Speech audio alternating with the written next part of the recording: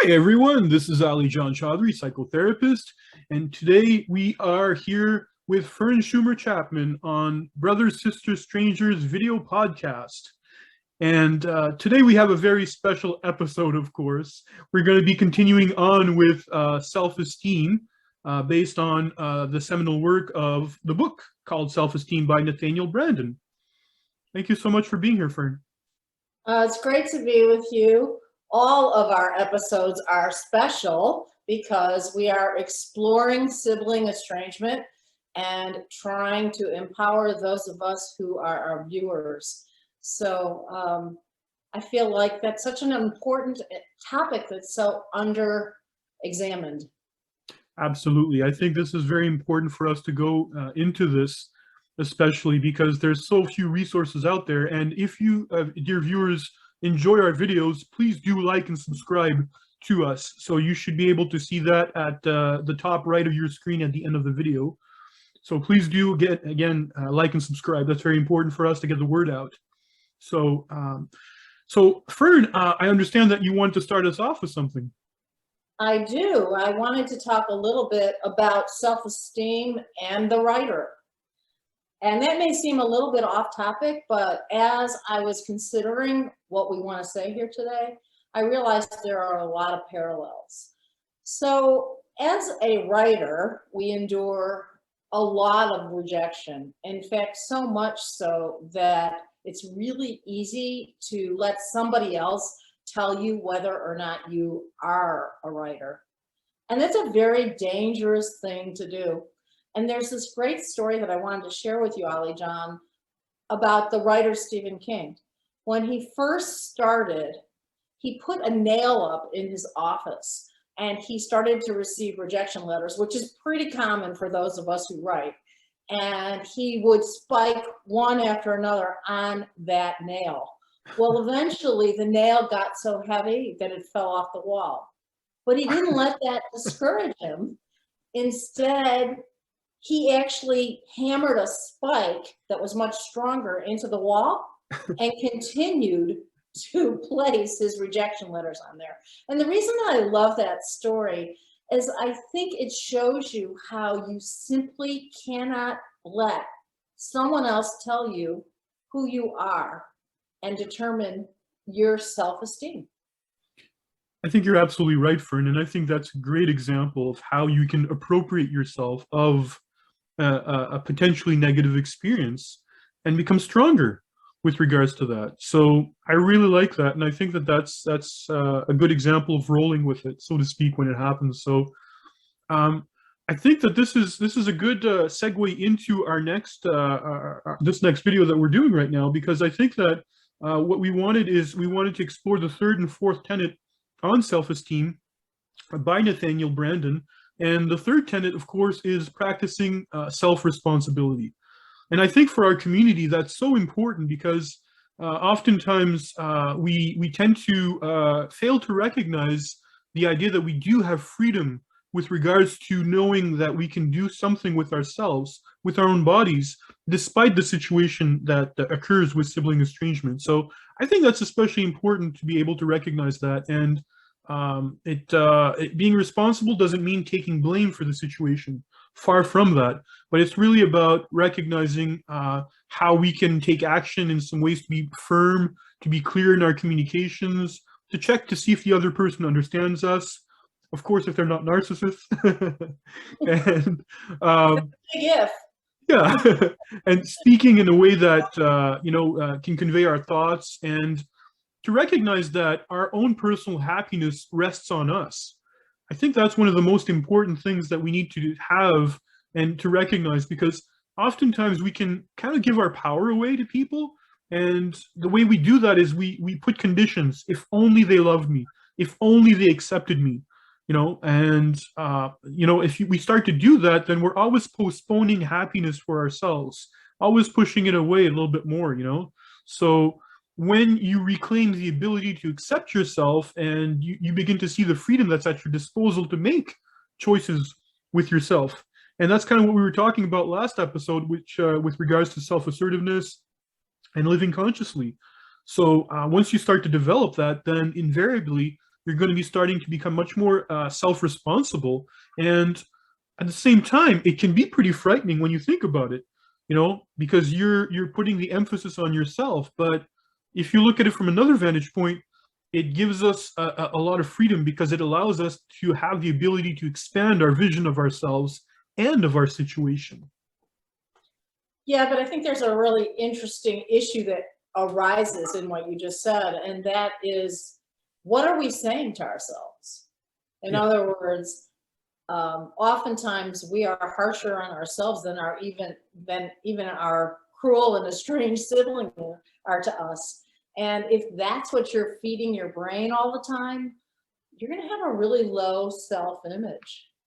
Exactly. And that's exactly right. If we're not careful, we're going to be having that lens dictate and define how we see life, and perhaps the choices we make if we're not careful.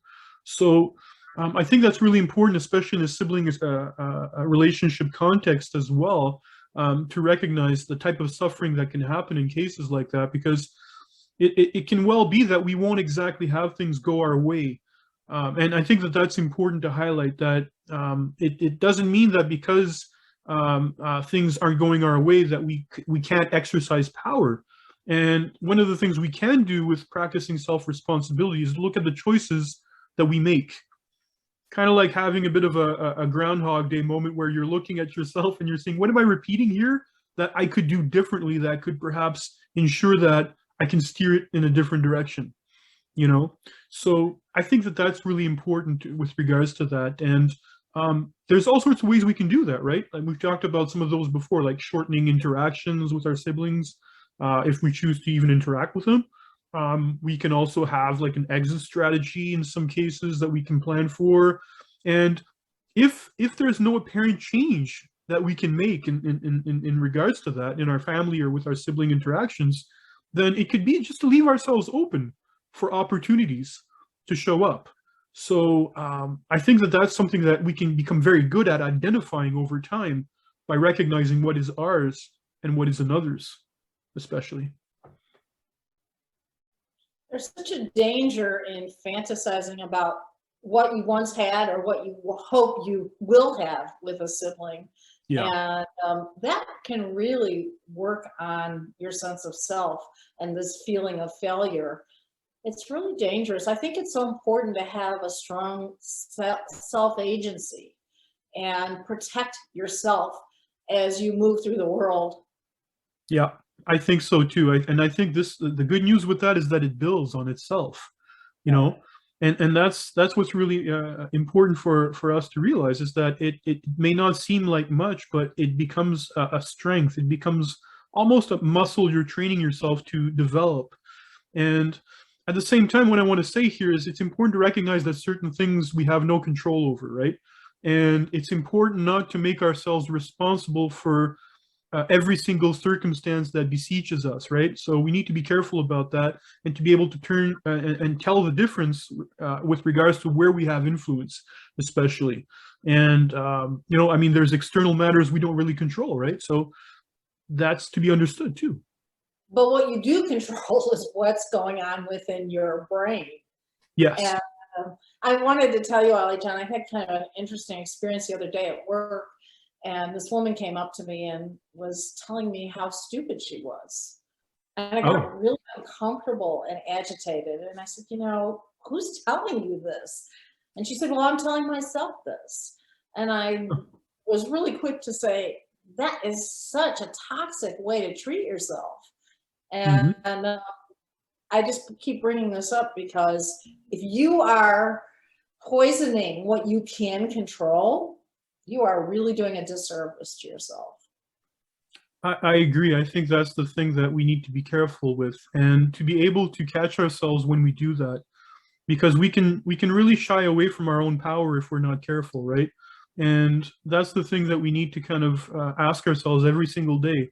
Like, am I downplaying myself? Am I disparaging myself? And that's a great example of something that you can work on by practicing self-responsibility. It can mean to catch myself when that happens, so that way I'm not letting it play itself out, you know? Yeah. So that kind of leads us into our next one, is especially the next tenet, which is practicing self-assertiveness. right? And this one's about living authentically and according to my convictions rather in life. And that's always so long as my own security is never compromised. So in such cases, it becomes important to recognize when's the right time to speak and when's not the right time to speak, and actually hold our silence. Because let's take into consideration the idea that one of our siblings can say something that just is off the wall, right? And we can choose to respond to that, or we can choose just to hold back and to say, I'm not going to get into that. I'm not going to feed that, right? You have to do this in a split-second decision, which is very hard. I struggle with this myself all the time. I either wish I had said something and didn't, or I said something and I wish I hadn't. Um, Yep. and it's not just with siblings, you know. I will tell you, as a mother-in-law, it's a whole new dimension of when can I say something and when don't I say something. Absolutely. You're so right about that. I think that we really need to kind of recognize when's the opportunity not to add anything to something that's happening. So I think it's like a muscle, you know. I think it's we're back to that idea that it's a muscle that you get to train and you get better at it over time. We were having a conversation, you and I, about how easy it is for you to do editing and such, you know, and you got better at this over time because we were doing it over and over again, you know. So the more you expose yourself to that, the better you get at it. So I think that plays into it. And the more confident you get. Yes, absolutely. So I think that's something to be aware of, I think, with regards to that, since we're talking about self assertiveness. And I think that something that's important also is to recognize that what we develop in terms of our own inner consciousness needs to be expressed outwardly as well. Because if we're not careful, then we can start to have other people influence us, or basically just make decisions for us. And we can kind of be the type of person that just goes with it instead of asserting ourselves, instead of thinking independently and actually asking questions, perhaps challenging authority in some ways in some families.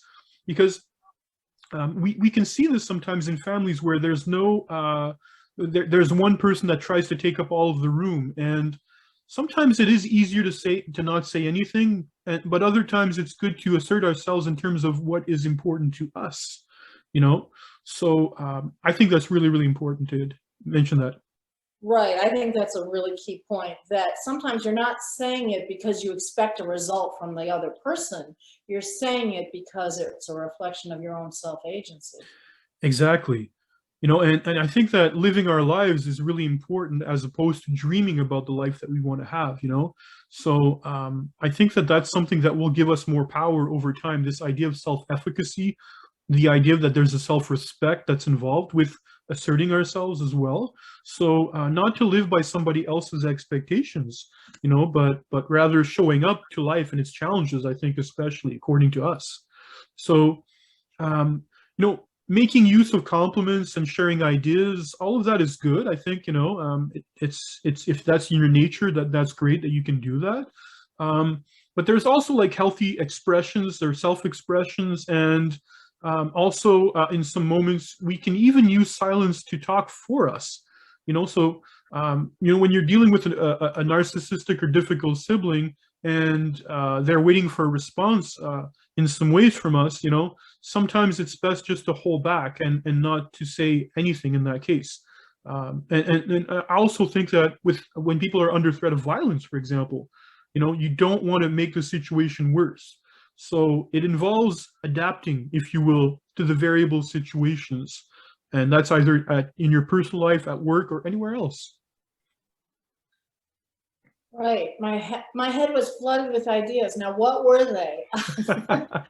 I did want to say something back about my coworker who was so negative. And when I asked her, you know, who's telling you these things, and why do you call yourself these terrible names? And she said, I do. I thought to myself, no, this came from somewhere else. You know, was it a sibling? Was it a parent? Was it a husband? Somewhere this has come to you. And Hmm. it's just such a bad adaptation, and so important that we're aware of it and stop it. You know, the other thing I was thinking about while you were talking is people who can't accept a compliment. Yeah. So that is so telling as far as self-esteem. Instead Hmm. of saying thank you, they find some deflection or some way to defer. Yep. Well, it wasn't really me or whatever. Yep. And it sometimes takes a long time to simply learn to say thank you. I agree. I think there's a lot of downplaying with some people, and there's a concept in French called translated, it means eternally dissatisfied, you know? And there's people that are like that, that tend to always add the yeah, but, and always putting some sort of comment that involves more of the negative rather than the positive. And I think we need to catch ourselves when it comes to that.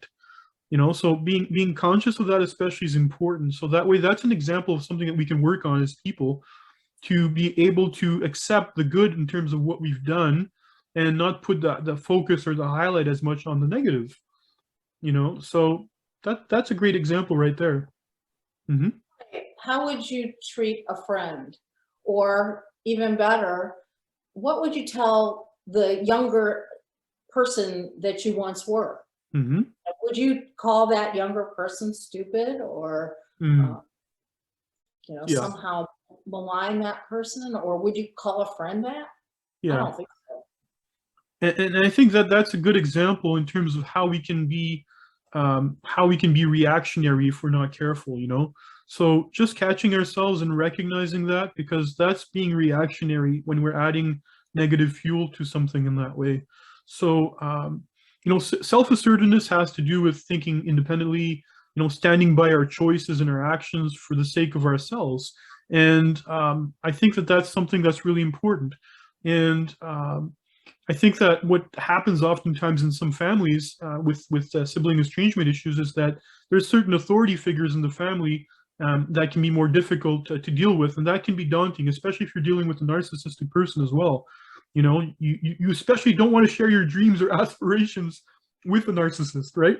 I don't think you're going to get support there. No, and you don't want to have that bubble burst by somebody like that either. So that's the thing. That's an example of when it's good to hold back, you know. But I think that choosing to ensure a sense of security and survival for ourselves when it comes to things like that with narcissists it's important to us, but at the same time, it's also important to recognize that we need to live for what matters to us. And I always like to use the example of painting the canvas the way you want to, right? So Right. yeah. You know, I know we're almost out of time, and I think it's important to say here that sibling estrangement, as I always say, ripples through lives. And one of the places it's most catastrophic is self-esteem. We Hmm. tend to allow our toxic siblings to determine who we are, and we accept their definition of us. Yeah. And I think what we're really talking about here is how to stop that. Yeah. Exactly. This is about finding our voice. This is about living ourselves according to our values, you know.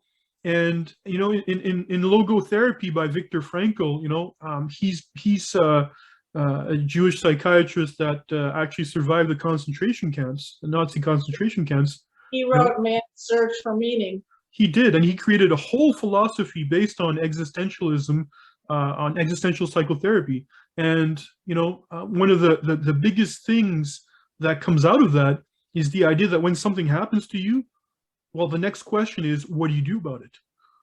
And the what do you do about it implies that you can take action towards a situation that's overwhelming to us. you know so and I'll always remember I went and saw a keynote speaker that was actually a student of Viktor Frankl's, and he had ended his discourse by saying basically, you make the best of it. And that's basically how you can paint that canvas, by making and bringing out the best of yourself. Which is what he did in a concentration camp. Yeah. So very And that's what important. Man's Search for Meaning is all about, that he Yeah. found a higher sense of purpose while surviving the most untenable conditions imaginable. Exactly. So if he was able to do that, then we should be able to do that, with our own stuff as well, in less intense, less overwhelming situations, Even in toxic families. Absolutely.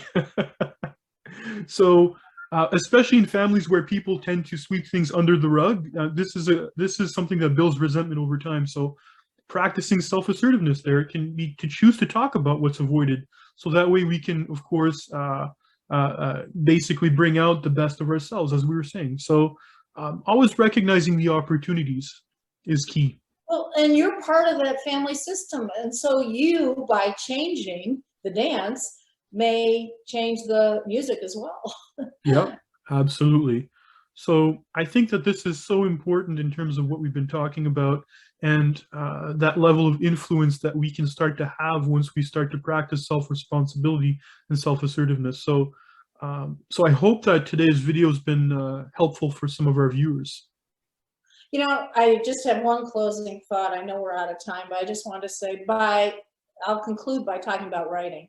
So I have written these books about my own family and my mother's experience as a child immigrant and my own difficult relationship with my brother. And both of them were not particularly enthusiastic about this, but I wanted to live my authentic self, and that was as a writer. And by doing that, I have absolutely changed both of them. Wow. We can talk more about that later, but it makes my point, which is you're a member of the system. And if you demand authenticity, you will change everybody around you. Wow. That's exactly it. No, this has been a very enlightening conversation, Fern. Thanks for being a part of this. I think this is great. And maybe we should end this video by talking about some of the resources we have. We have, of course, the Facebook page, Sibling Estrangement, Sharing, Coping, Connecting, which is a great hub for people to get together and to talk about their sibling estrangement issues, find ways to empower themselves, of course. And you get to meet a lot of people of like mind that have gone through similar situations as us. So that way they'll have a chance to, of course, build a community and a rapport, of course.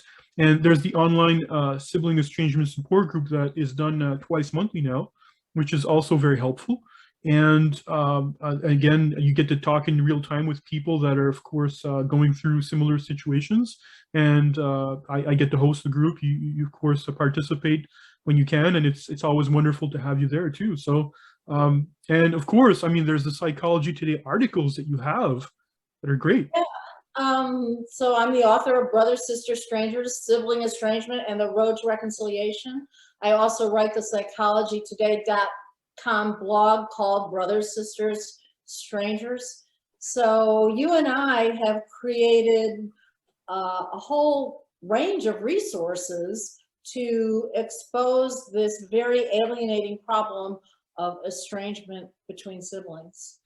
And that's very important that we can come together like this and highlight this, especially because of the fact that it's an epidemic, that it's basically something we've described as being a Me Too movement, rather. Right, Me Too. Me Too and You Too, yes. So there's that. And of course, I have the sibling estrangement.com website, of course, that has informative articles on sibling estrangement as well. So if people feel the need to read and inform themselves, empower themselves, that's another source. So of course, this has been wonderful, Fern. I'm really glad that you had a chance to share, and of course that we had this conversation, because I think that this is, again, building blocks towards self-esteem is so important for us when we're going through sibling estrangement and such. So the only thing worse than having a toxic sibling on your self-esteem is being a writer.